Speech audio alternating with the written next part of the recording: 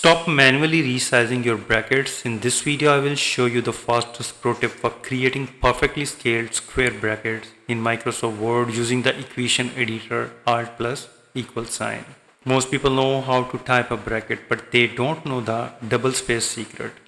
By typing your brackets and content inside an equation block and hitting space at the very end, Word automatically triggers its dynamic scaling engine. So press the Alt plus equal sign to open the equation editor, and now put the bracket, and now type your fraction, for example 1 by 2, and hit the space, and now type, close the bracket, and press space one more time at every end. Word will auto format the manual brackets into the expanding version. So this way you can easily auto size square bracket for fraction in Microsoft Word. If you think this video is helpful, please support my channel. Thanks for watching.